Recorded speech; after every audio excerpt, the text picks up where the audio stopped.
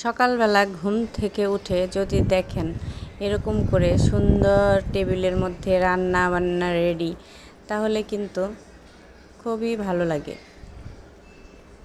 তো আজকে সকালবেলায় ঘুম থেকে উঠে দেখি এইভাবে করে সুন্দর করে রান্না টান্না রেডি করে রেখে আমার জামাই চলে গেছে।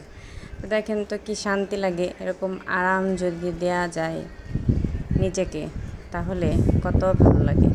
তো আমার জামাইয়ের মনে হয়েছে এই গরমের মধ্যে আমি আবার রান্নাঘরে যে রান্না করব, তাই সে সকালবেলায় রান্না টান্না করে সব কিছু রেডি করে রেখে চলে গেছে। তো এরকম জামাই যদি থাকে জীবনে আর কি চাই। তো আমি দুপুরবেলায় সুন্দর করে স্নান টান সেরে এই যে খেতে বসে গেছি। আজকে রেডিমেড খাবার খাবো। আর তরকারির কালারটা দেখেই কিন্তু মনে হয়েছে অনেক বেশি টেস্ট হয়েছে তরকারিটা। আর খেয়ে তো আমি পুরাই ফিদা আমার জামাইয়ের উপরে। আহা জামাই, তুমি এত ভালো কেন। দেখেন কত সুন্দর করে আয়েশ করে তরকারিটা নিয়ে নিলাম প্লেটে, এখন খাবো। আর আমার জামাই তো বরাবরই ভালো রান্না করে, সেটা আপনাদের সাথে আগেও শেয়ার করেছি। তার রান্না খুবই মজা হয়। এই যে আমি একটু লেবু চিপড়ে নিলাম সাথে। আর এটা হচ্ছে টাটকিনি মাছ, টাটকিনি মাছের ঝোল, আলু ডাঁটা আর যে ধুন্দল, এই তিনটা দিয়ে সে রান্না করেছে। মানে কি বলবো, এত বেশি মজা হয়েছে, এত বেশি মজা হয়েছে। তো এরকম মাঝে মাঝেই খাওয়ায়ও।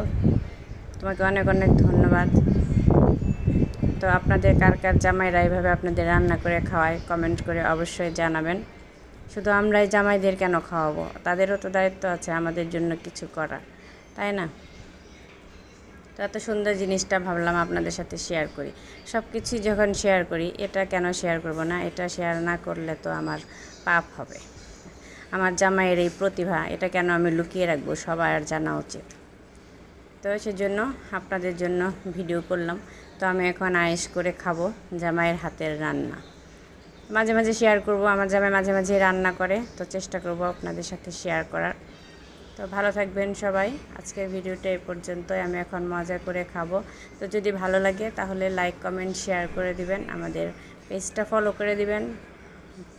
পেজের রিচ একেবারেই কম, খুবই খারাপ অবস্থা। তো সবাই ভালো থাকবেন।